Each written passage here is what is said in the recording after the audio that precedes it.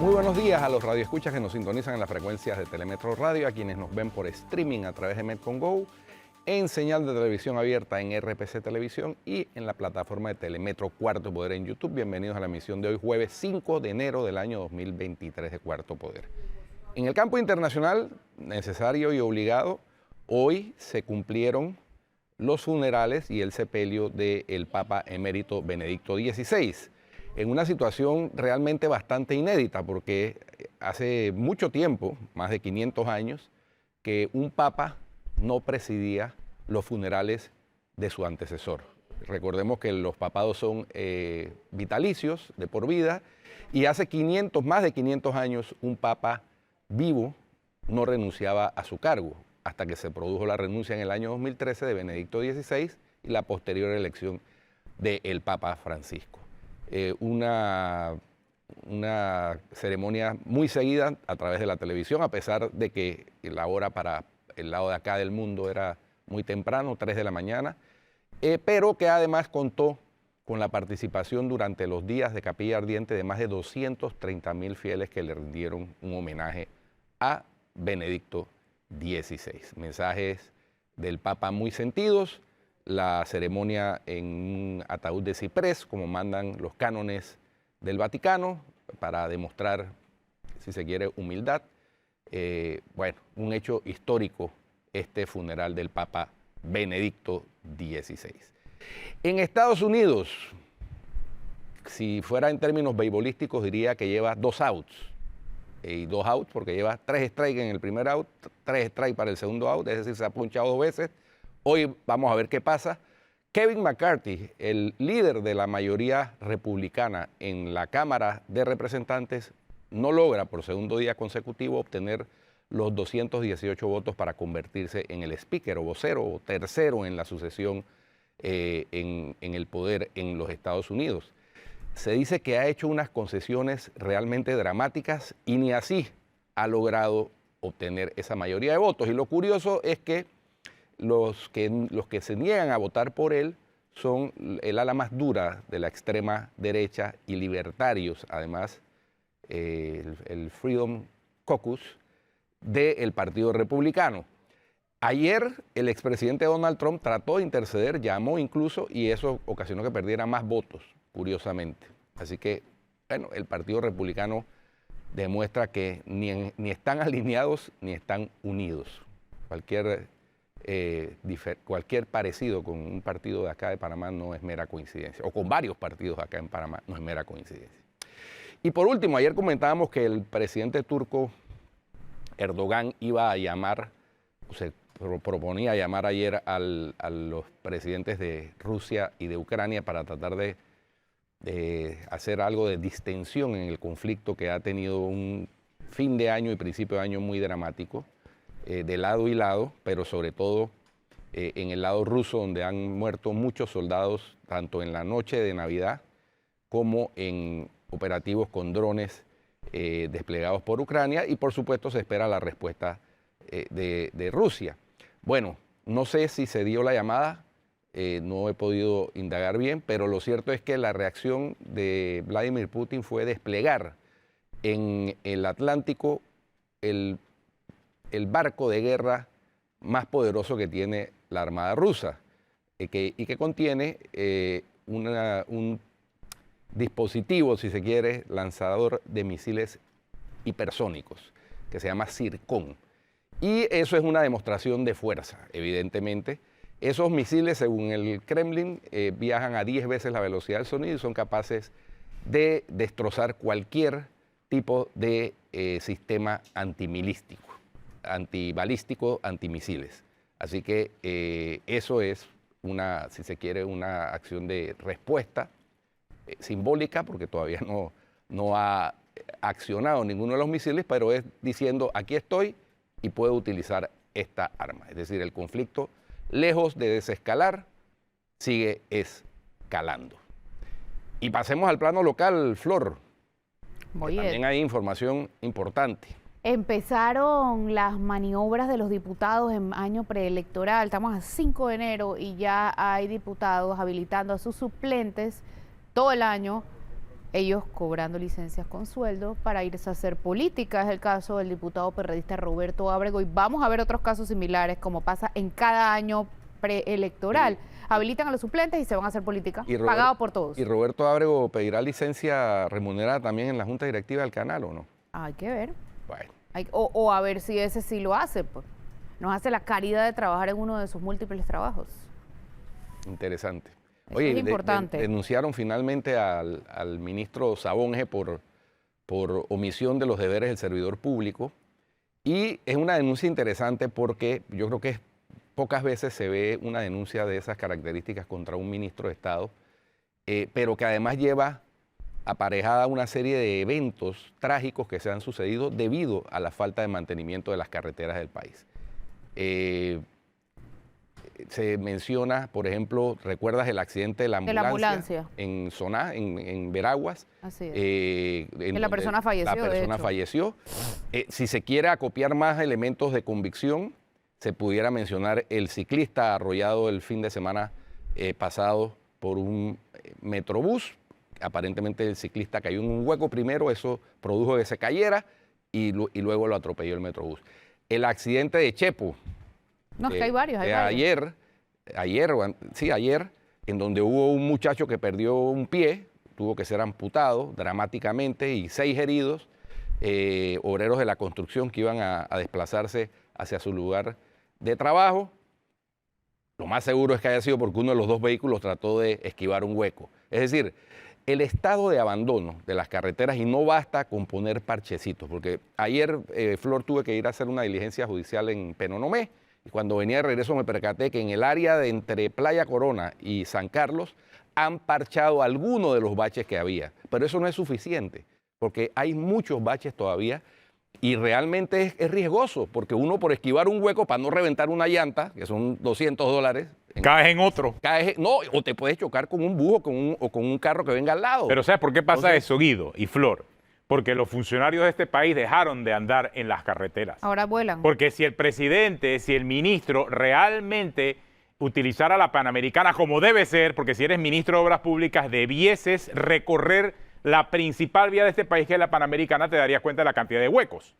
Pero como te pasa viajando en helicóptero, es más, tú sabes que lo que me dijo aquí el alcalde de Arraiján, del propio partido del ministro, porque el alcalde de Arraiján es del PRD, que el ministro fue a Panamá Oeste y ni siquiera se reunió con los alcaldes. Entonces digo, ¿de qué estamos hablando? O sea, ni siquiera con la gente de tu partido te reúnes, que hay un problema serio allí. Sí, sí. O sea, hay una desconexión total entre la realidad de lo que está pasando en las calles y los funcionarios de gobierno. Eso puede ser aceptable para un ministro de Economía y Finanzas, pero para un ministro de Obras Públicas, para un ministro de Vivienda, que no sepan, que no palpen en carne propia las realidades de la comunidad es inaceptable. Eso es lo que está pasando. Esa parada ahí en el Marañón es una cosa impresionante, porque eso tiene años de estar en ese es un hueco que crece solo. Sí, y hay un montón de huecos que crecen solo aquí. Ahí pudiéramos meter a Flor y tomarle la foto. ¿Te acuerdas que tú una vez propusiste que voy a meterme en un hueco y tomo una foto? Ahí métete en ese hueco. Perfectamente. Vamos, la parada del multifamiliar del Marañón. Vamos. Es increíble. Entonces, obvio, ya esto rebasa cualquier estrategia de comunicación, porque se trata de una realidad. Aquí nadie está diciendo que yo pienso o percibo que hay un problema con los huecos. No, los huecos son una realidad que le pasa a todo el que utiliza el transporte público, selectivo o particular. ¿Tú te acuerdas del ministro cada vez que caes en un hueco? Sí. Créemelo. Sí. Y algunos se acuerdan de familiares del ministro. Exactamente. Bueno.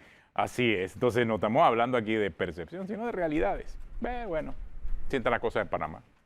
No, terrible. ¿Y de Telvina de Bonagas, Guido?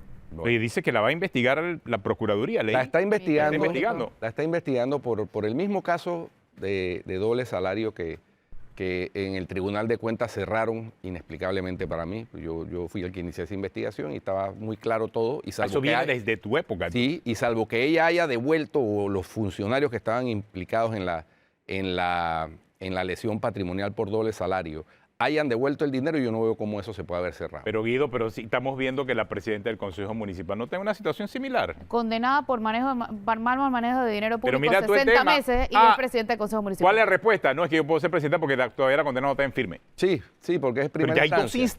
Creo que son 2 instancias ya. Sí, hay 2 instancias. Hay 2 instancias. Pero todavía puede acudir a casación. No, claro, por eso. Sí. Hay 2 instancias, pero todavía no está en firme. Así estamos en este país. Oye, y a propósito de condenas, ¿leyeron la carta de Marco Manjarrés? Uy, vamos a leerla, está buenísima. ¿Recuerdan a Marco Manjarrés? Marco Manjarrés, digámoslo así, tristemente célebre. El que mató a Altafulla. La condenado carta, por el homicidio de Monseñor Altafulla. La Sí. carta la compartimos en el chat de Cuarto Poder. Voy a leerla, está buenísima. Y la carta se le envía a Ricardo Martínez. Carta Sí, pero abierta. Dale, Flor, dale, Flor. Carta abierta, publicada, apagada en un diario de la localidad. Curiosa carta, muy, Estoy mandándosela aquí a nuestro productor. muy bien elaborada. Vamos a leerla. Mientras tú la lees. Respetado señor Martinelli, hace poco manifestó en sus redes su disconformidad por el trato que recibe Luis Cucalón. Según usted, cumplió una pena política, entre comillas, de 9 años, padece cáncer y efisema pulmonar y le niegan una prisión domiciliaria. Parece que mis clientes tienen mejor suerte. Este pecador jamás recibió dicho beneficio. Cumplí la máxima sentencia como manda la ley. Mi idoneidad tardó 2 años más en expedirse. Su comparación está muy alejada de la realidad. No conozco al señor Cucalón. Espero no sea tan crítica su situación, sino una forma de evadir los rigores de la cárcel. En los penales de Pacora, los reos anhelan recibir atención médica oportuna y el ingreso de sus medicamentos porque no pueden costearse una hospitalización privada. Varios murieron en el 2022. Desde que Cristo fue ejecutado entre 2 bandidos, para algunos solo merecen misericordia los ladrones. Una vida, lamentablemente, no se puede devolver. Lo robado siempre y en todo momento. ¿A dónde llevará flores la familia del desaparecido Vernon Ramos? Dios juzgará los motivos del actuar de cada uno. Ojalá Ricardo Alberto y Luis Enrique pronto abracen la aurora de la libertad, sin deudas con el Estado, como lo estoy yo al presente. Sosiego y paz para este 2023 son mis sinceros deseos para usted. Oye, ¿no leíste la parte en latín? Léela tú. Tú Yo no voy a estar sabes pasando latín. pena aquí en latín. ¿Me salto eso? Bueno, Tú diste latín en la Salle, ¿no? sí, claro, con el padre Ramón Léelo pues, Saborido. para ver qué aprendiste. Lo que pasa es que... Flor, No, que lo traduzca, que lo traduzca. no, quiere que lo traduzca. Y que si algo No, así eso de está pecado. facilito. Quisine pecado. Primus en el lápiden Y militar. ¿quién comete Sine un pecado? peccato es vestrum primus in... Es que no... No te vengas a hacer el ciego ahora. Te lo voy a poner aquí Déjalo, cerquita. déjalo. No, espérate. Vamos a ponérselo cerquita. No, aquí, acá. ya se lo acercaron. Te lo acercaron. Dale, lee. Se le olvidó la clase Ya de leí, latín. aquí. quisine pecado est vestrum primus in illam lapidem mita. Póngale 0, maestro. Bueno, ¿Qué significa? curioso, el hoy licenciado, colega, abogado, Marcos Manjarrés, fue el que fue sindicado y declarado culpable y efectivamente cumplió la totalidad de la pena, estudió Sí. en la cárcel además. Y le dieron 2 años. Él era de seminarista, estudió Derecho en la cárcel y por los estudios pues le rebajaron lo que correspondía de acuerdo con la ley. Así que curiosa esta carta, me llamó poderosamente la atención, Flor. Bien interesante, ¿ah? Interesante y escrita en unos términos bastante Sarcásticos, un poquito. sarcásticos. No, pero demuestra también una realidad en la que viven nuestras cárceles. O sea, no es cuestión de privilegios. Todo el que cae en la cárcel cae en una mazmorra. Eso también es verdad. Es verdad. Oye, O sea, y le toca a todos. Entonces no debe haber privilegios para ninguno porque es que a todos les toca igual. A todos Sí, nos y tocaría fíjate, él caer en una mazmorra. aboga por los familiares de Vernon Ramos. los familiares de Vernon Ramos, pero además por los presos en los centros penitenciarios de Pacora, La Joya, La Mega Joya y La Joyita, que ciertamente yo recuerdo cuando yo iba a visitar esos centros en mi labor en la Defensoría del Pueblo y levantamos un censo penitenciario y ahí había gente que, oye, en un estado lamentable de desatención, o sea, violatorio, por supuesto, de todos los derechos humanos, pero la gente cree que porque las personas están detenidas en una cárcel, merecen ese castigo. No, lo único Sí, claro. lo único, incluso los condenados, lo único que tienen como privación es la libertad, nada más. No tiene por qué privársele de ninguna otra de las cuestiones que el Estado está en obligación de proveer. Salud, el problema alimentación. aquí, y yo creo que es lo que plantea Manjarrés, es el privilegio que pudiesen beneficiar a algunos sobre otros.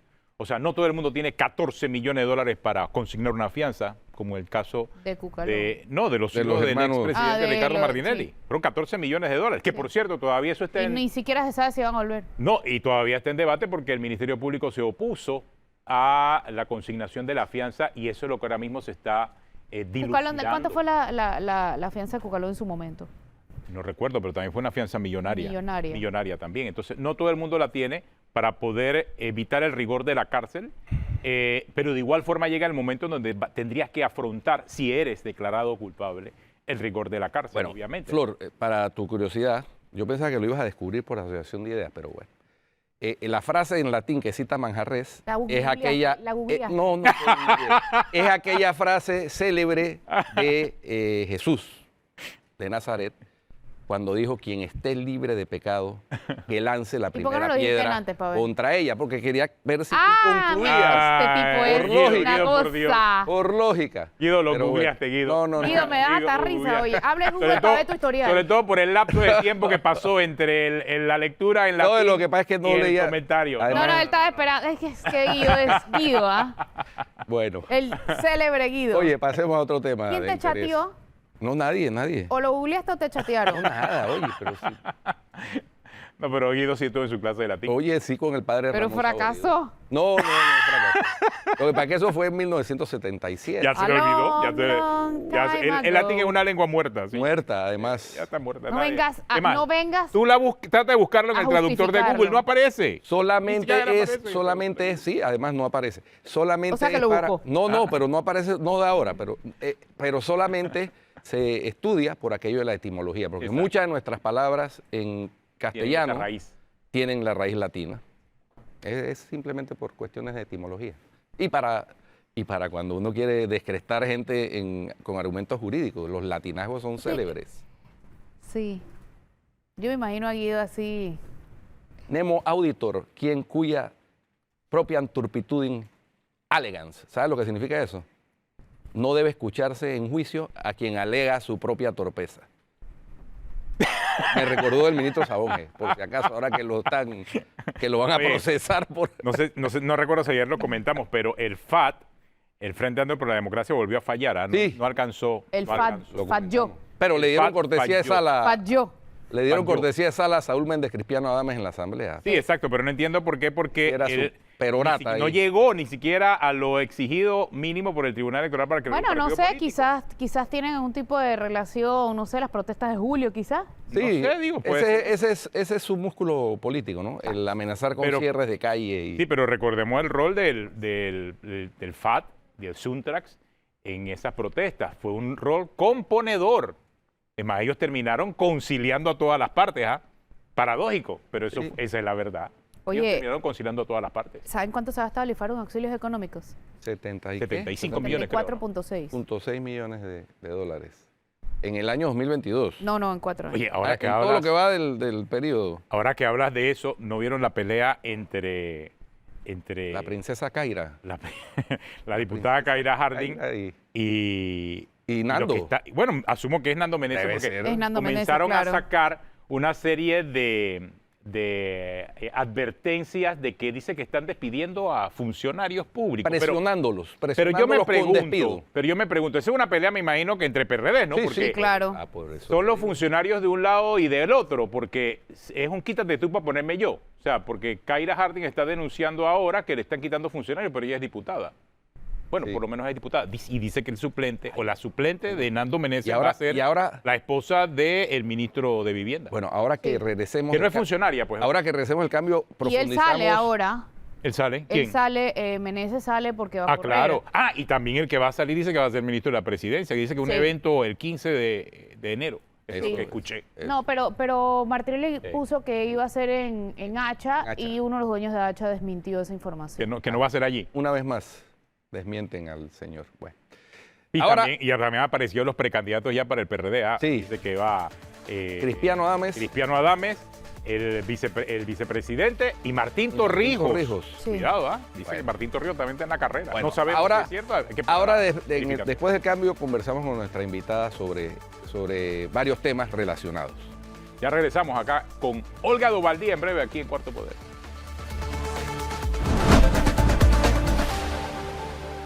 Continuamos aquí en Cuarto Poder. Estábamos leyendo el mensaje que había puesto la diputada Kaira Harding. Dice la diputada Kaira Harding en su cuenta en Instagram, dice, dejen de estar presionando a los funcionarios. Los ministerios e instituciones no son sus fincas privadas. Dice la diputada, bueno, este mensaje es para Reján, quieren jugar a la política, presente la renuncia y no estén amenazando con votar y no renovando contratos. Primer aviso. Ella se refiere a sus funcionarios, a los funcionarios del Estado. Mira, es que dice ella que tiene nombres, tiene cédulas de gente que me están llamando pidiendo ayuda. No jueguen con el pan de la gente. Debe ser su gente entonces. Yo asumo, ¿no? No lo pone así, pero debe ser su gente. Y ojo, este mensaje... Sí, porque la gente no la va a llamar a ella si no es de su circuito. O claro, si ella no vela por ellos. Este mensaje de denuncia también tiene un para atrás.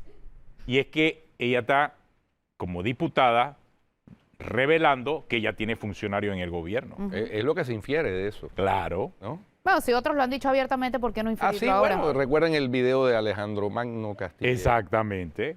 ¿No? Quejándose de que no le habían cumplido los nombramientos. No, él y muchos más. Bolota entonces, también. Si bien es cierto en el pleno. Si bien es cierto que hay una denuncia, el peso de la denuncia fuera si la diputada Kaira Harding fuera de oposición. ¿Me explico? Ahí, bueno, ok, estás lidiando políticamente con un problema, pero aquí es el peso de la denuncia gira en torno a un problema interno del gobierno, por lo visto, que está sacando diputados de funcionarios a algunos diputados para meter, me imagino que otra gente, ¿no? En ambos casos está mal, por cierto. Por donde lo veamos aquí. Activistas, mira, los activistas que tienen los diputados para hacerle, que les llaman promotores comunitarios y promotores deportivos, habrá funcionarios que quieren tener activistas para su campaña. Obvio, eso que van ahora a competir por un puesto de elección popular. Eso es así. Entonces, se dice que Nando Meneses, el director del IFARU, va a aspirar por una curul, que es la misma curul que tiene Kaira Harding en el circuito de Arraiján. Es un circuito uninominal, por cierto. Claro. Entonces, así que nada más sale uno. No, perdón. Sí, porque es que ahí también salió la que era exdirectora del IFARU. Sí, correcto. Se llamaba La niña. Sí. Yesenia Rodríguez. Yesenia Rodríguez, que es del partido panameñista. Ahí salen dos. Correcto. Salen dos. Sí, pero hay una oportunidad para un PRD. Pero está dividida la votación. Claro. Va a salir uno de un partido y otro de otro partido. Ahí la génesis de Y dice que el problema es que la actual diputada Kaira Harding quería que no hubiese primarias. Y le dijeron en el partido, no gana. Tiene que ir a primaria. Va a primaria. Bueno. Así que... la corona no ayuda. No. Si quiere ser princesa, tiene que tirar besitos. Le dijeron, no gana. No gana. No es reina. Y princesa también. La adaptaste. No es princesa, es princesa. Pero son besitos más pequeños. Tiene que tirar besitos, ¿no? Tira besitos. Pero conversemos con Olga Bobaldía, presidente de la Fundación Libertad Ciudadana, está con nosotros. Olga, y la Fundación Libertad Ciudadana y otras organizaciones han levantado su voz por la ley que ya se sancionó por el Ejecutivo que reforma la ley orgánica de la Contraloría. Es más, el Contralor ayer dijo que estaba dispuesto a conversar con todos estos gremios que se oponen para hacer una explicación de la ley. ¿Qué piensan ustedes? Buenos días, Olga. Buenos días a todos. Muchísimas gracias por la oportunidad de conversar sobre este tema. Que ¿no me oyes? No, sí te estamos escuchando. Creo que ella tiene el micrófono un poco bajo. El audífono. Tú dale, Olga. Adelante, Olga, te escuchamos. Buenos días. Muchísimas gracias a los tres por la oportunidad de conversar sobre este tema que, bueno, no solamente la Fundación para el Desarrollo de la Libertad Ciudadana, sino otras personas, otras organizaciones han levantado la voz porque la ley, que efectivamente tiene algunas bondades en el sentido de todos los que tenemos años abogando por la profesionalización del servicio público, por el establecimiento de carreras profesionales, y ustedes hablaban hace unos minutos acerca del tema de cómo la planilla nacional se utiliza para favores y para clientelismo puro y duro, y cómo nuestros partidos, y ustedes hablaban de los partidos políticos, porque en la raíz de esto hay el tema de que nuestros partidos políticos se han convertido en una especie de agencias de corretaje de puestos y de dinero discrecionales, ¿no? Entonces, y todo lo que eso implica en el año preelectoral, todo lo cubrieron hace unos minutos. Cuando juntamos esto con lo que está pasando con esta ley que ha aprobado el Ejecutivo, y que para mí ha sido una sorpresa enorme ver esa ley sancionada. Yo de alguna manera pensaba que no había manera que la fueran a sancionar, y creo que he escuchado al licenciado Rodríguez, a Guido, que concurrimos en alguno de los criterios con respecto a esta ley, porque es muy raro que de la propia Asamblea y luego del Ejecutivo se firme una ley que concentra poderes extraconstitucionales en un funcionario y en una entidad de gobierno que la ley la convierte en una especie bueno, el programa en que estamos es Cuarto Poder por la idea de que la opinión pública es el cuarto poder en cualquier democracia, cuando uno concibe la democracia como democracia participativa, pero la realidad es que esta ley crea unos poderes supra, no sé ni cómo describirlos, a una entidad, la define como una entidad que no tiene que responderle a nadie en el Estado, nadie, o sea, es que ni siquiera los tres poderes tienen esa prerrogativa, porque se deben explicaciones unos a otros, o se deben controles unos a otros, y definitivamente no es solo la voz nuestra, las organizaciones que nos acompañan, es realmente una cosa muy preocupante porque en el ejercicio de la ley que todavía está por darse, porque la ley ya es ley, pareciera que se puede crear una avenida así express hacia la impunidad, no solamente de parte de los funcionarios, que ahora van a tener unos fueros y privilegios que nadie tiene, ni el presidente, y que tenemos un funcionario entonces que a su solo criterio va a quedar si se hacen o no se hacen las investigaciones, las auditorías, etcétera, etcétera, que tienen que ver con el buen uso de los fondos que son de todos. En el comunicado, Olga, aparte de plantear una serie de puntos que a juicio de ustedes y de muchos coincidimos plenamente, violan abiertamente o contrarían abiertamente artículos de la Constitución política, comenzando por el mismo artículo que establece cuáles son las funciones de la Contraloría.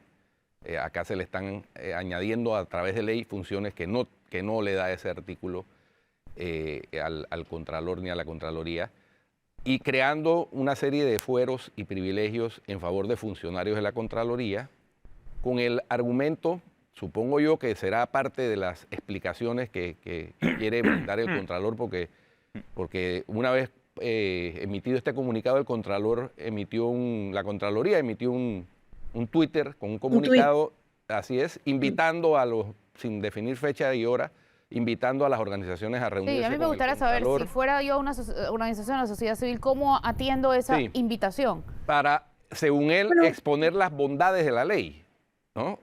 Yo puedo entender que se quiera de alguna manera evitar que los auditores sean distraídos de sus funciones subiendo y bajando escaleras dentro de los procesos judiciales, pero de ahí a otorgarles una especie de inmunidad, me parece que ya la cosa toma otro No, solo para aclarar, Guido, o sea, la reforma a la ley establece que no es que son funcionarios, es el Contralor. O sea, el Contralor es el que tiene el dedo mágico de cerrar. Sí, a su criterio. A su criterio una investigación. Sí. Yo creo que, y es mucho de la advertencia que está haciendo la sociedad civil en ese sentido, porque sería él la figura que decide que se cierra. Y eso es importantísimo para cualquier investigación judicial o de cuentas posterior, porque si el Contralor dice este caso cerrado, hay finiquito, se acabó la historia. Además, Atenógenes, el primer artículo de la ley establece que la Contraloría está por encima de todo el mundo. Entonces quiere decir que no responde a nadie.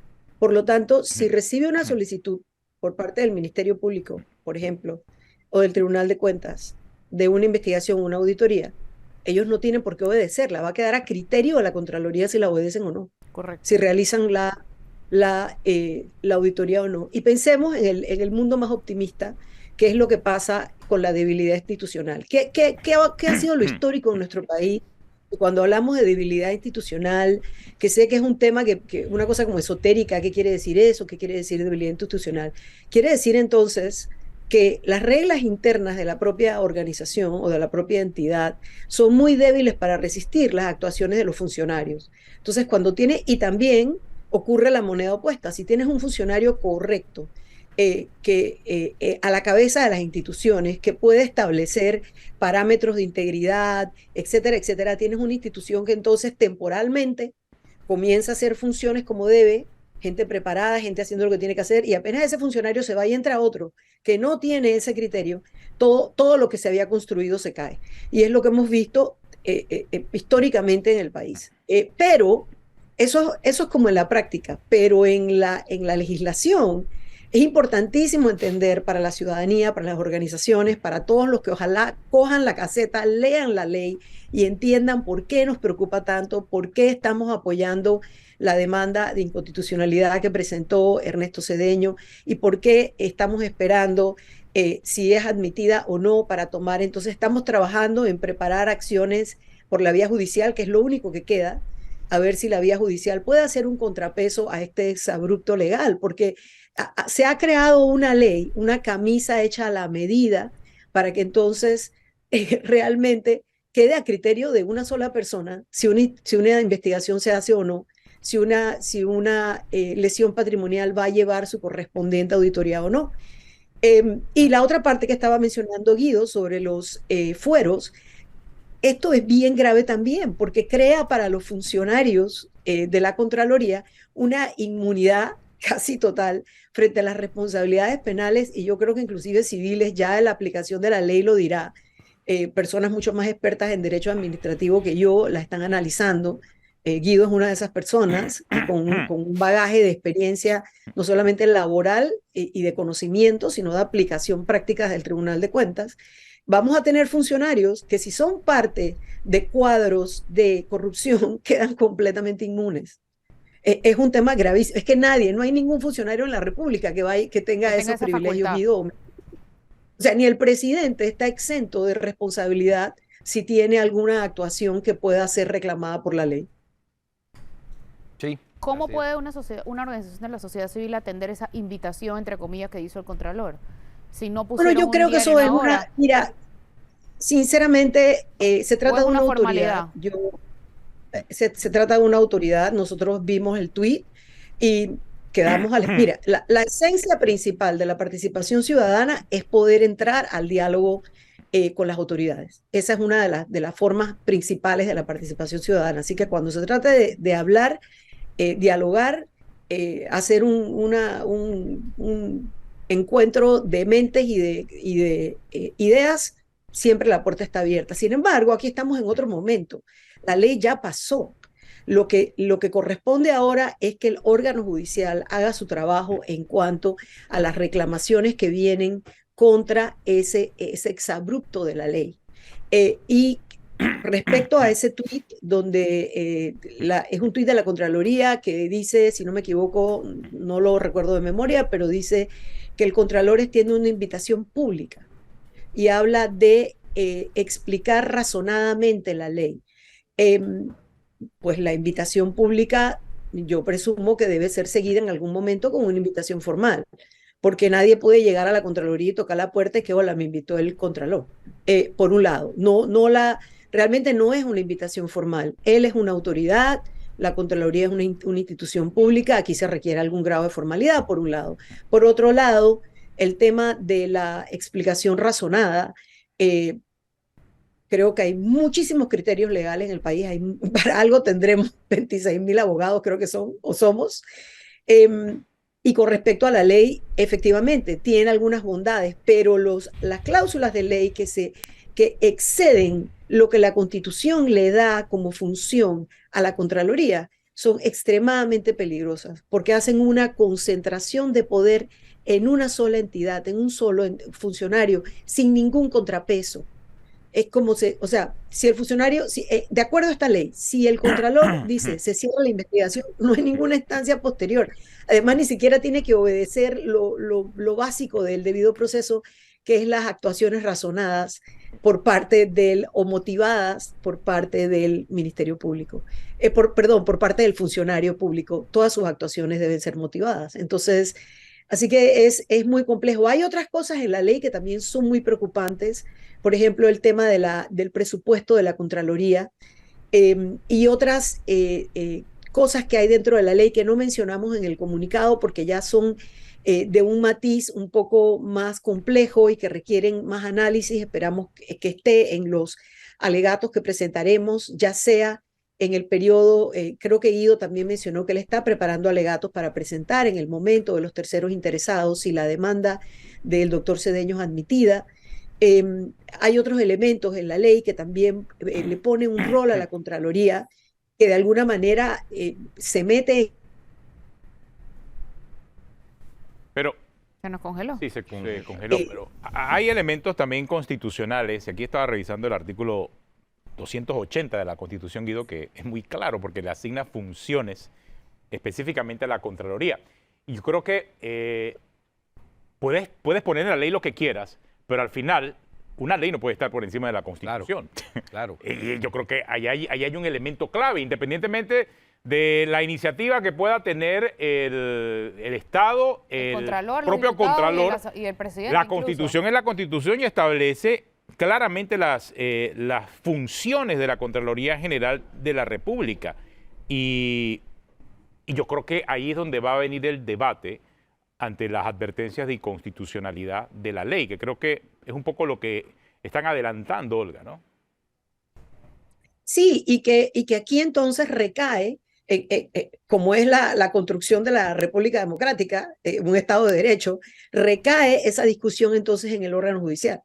Nosotros no tenemos tribunal constitucional, la Corte Suprema de Justicia es el tribunal constitucional, y el problema aquí, Atenógenes, sin embargo, es verdad lo que tú dices, está escrito en blanco y negro las funciones que tiene la Contraloría, que son muchas, y es un órgano que la Constitución le da independencia, pero una cosa es independencia y otra cosa es estar por encima de todos los demás poderes del Estado, como si se creara una especie de otro poder, como un mini Estado adentro del Estado. Un poder más poderoso, de hecho.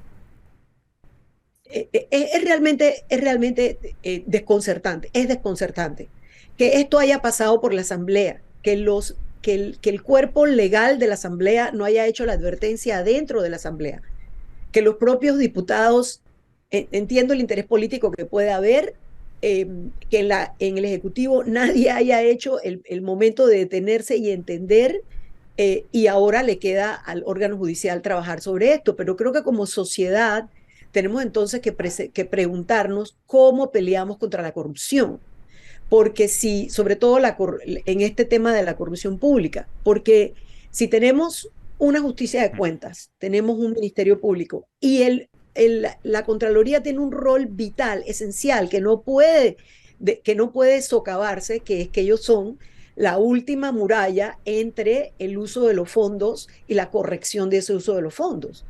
Entonces, ese tema de la capacidad de investigar, la capacidad de generar la única prueba idónea en cualquier caso de lesión patrimonial, que es el informe de auditoría de la Contraloría, eso debe estar realmente fortalecido y esta ley no lo fortalece, lo debilita. Claro, pero hay un detalle, Olga, porque mientras tanto se interponen los recursos, esta ley está vigente porque ya fue sancionada. Así es. Y creo que va, Así es. no sé si ya fue publicada en Gaceta, pero...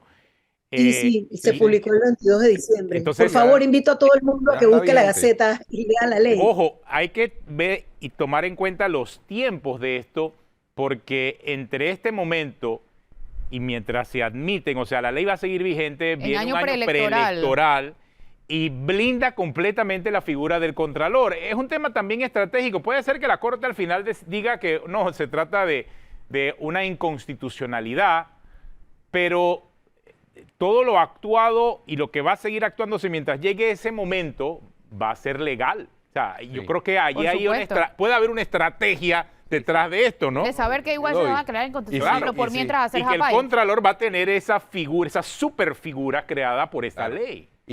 No olvidemos que Mira, esto no ha cuestionado nada de lo que ha hecho el gobierno en estos 4 años, 3 años y pico. Al contrario, justo lo defendió vehementemente en la Asamblea. Bueno, justo iba a comentar que esta ley no se puede ver fuera del contexto en el que estamos. Y ustedes comenzaron el programa hablando del uso discrecional de fondos en las comunidades, cómo los diputados tienen planillas que todavía permanecen secretas, porque todavía ustedes saben que la Asamblea se ha declarado como soberana y ellos no obedecen a nadie, según ellos. En una ley, bueno, a la ley de transparencia, no obedecen la ley de transparencia. Entonces, el tema aquí es que la única parada, la única estación de parada, el único peaje que hay en esa autopista es la Contraloría. Entonces, si la Contraloría queda liberada de de toda responsabilidad, porque eso es lo que pasa. Lo que pasa es que las entidades están formadas por personas. Y si las personas quedan liberadas de toda responsabilidad, ¿cómo se puede entonces reclamar ese uso discrecional de fondos en las comunidades en un año preelectoral? Esto genera para nosotros un golpe durísimo a la democracia, porque se crea una asimetría, una inequidad que ningún candidato que no esté sentado ahora mismo en un puesto de gobierno usando fondos públicos puede contrarrestar. ¿Cómo puede un candidato en 3 meses, que creo que es la campaña oficial, antes de las elecciones, contrarrestar 24 meses, 18 meses, 12 meses de uso discrecional de fondos de un candidato que ahora es diputado? Ustedes mencionaban los casos de los que están habilitando los suplentes porque se van a ir a hacer política desde hoy, desde ahora. Estamos hablando de 12 más 5, estamos hablando de 17, 18 meses de campaña. ¿Cómo puede un candidato entrar a un circuito y en 3 meses contrarrestar esto? Es decir, No, es imposible. lo que se está generando... Él lo ha dicho más desigual posible. Y se está generando un golpe intenso, interno a la democracia, porque el tema del clientelismo eso es lo que hace. Hace que el votante, cuando llega al momento del voto, la asimetría, la diferencia es tan grande que ese voto en realidad no es libre, aunque la persona crea que está votando libremente. Claro, entonces no es necesariamente el peligro de un fraude. Las trampas se hacen antes, durante la campaña, no durante el conteo de los votos, por lo menos no a nivel presidencial. Y la Contraloría debería ser ese lugar porque no se puede ser juez y parte. La Contraloría tiene que ser el órgano fiscalizador. ¿En qué parte, en qué empresa ustedes conocen que el contralor de la empresa sea también el que está acá decidiendo cómo son las inversiones? Porque entonces hay un conflicto de interés allí de por medio. Esta ley genera también unos temas que tienen que ver con funciones que deben ser inherentes al MEF. No, entonces, es más, leyendo la ley también obliga al Ministerio de Economía y Finanzas a darle un presupuesto fijo no inferior al año anterior, todos los años a la Contraloría.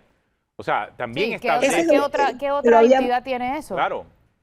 Lo había mencionado anteriormente. Esto genera también nuevamente una inequidad, una asimetría, porque dependiendo del estado económico, es decir, tiene que haber un razonamiento detrás de los presupuestos. En ese sentido, desde la Fundación tenemos un año trabajando el tema de poder empujar y llevar a Panamá hacia una forma más contemporánea, moderna y que tiene una verdadera rendición de cuentas de hacer el presupuesto nacional, que es el estándar de presupuesto abierto. Somos uno de los últimos países de la región en no tenerlo. El FMI, el Banco Mundial, el BID, todos nos han recomendado formalmente que cambiemos nuestra forma de hacer el presupuesto. Con PNUD también ha estado trabajando con el MEF en el sentido de lo que se conoce como presupuesto por resultados. Entonces, esto es esencialmente opuesto a una norma de ley como esa que contiene la ley. Y que también le pone una obligación al MEF, que es una obligación realmente que está fuera, inclusive cuando vuelves a la Constitución, está fuera del diseño que la Constitución tiene.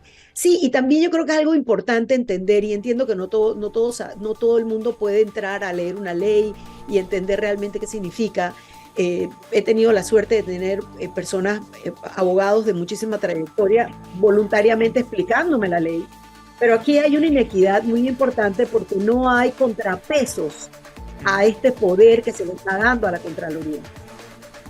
Sí, bueno. Y en contraste con eso, fíjense, a raíz de una investigación de la Contraloría, una auditoría, se condenó a Rubiela Gitano por las planillas cashback. Por las planillas cashback, pero, cuando Rubén de León era presidente de la Pero a él no lo alcanzó. No, porque a él la Corte le archivó el proceso. Por eso. Cosas de nuestra justicia. Así estamos. Es la misma cosa que la condena de Alejandro Baruj y Gustavo Pérez por ser cómplices de nadie. Exactamente.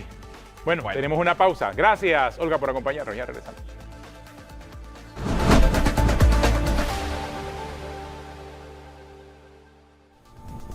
Terminamos. Bueno, se nos acabó el tiempo. Analizando la estrategia del Contralor. Digo, independientemente de la crítica. En 1000 años van a declarar inconstitucionalidad. Claro, y por mientras ya habrán hecho y deshecho. Una estrategia política brillante, hay que dársela. Brillante. Politiquera. De aquí a que eso se resuelva en la Corte van a pasar 10 años. Ojalá usaran esa inteligencia para hacer el bien, ¿no? Sí. Pero bueno, Eso, vamos bien. eso en, Vamos, que tienes clase de latín en 1 minuto.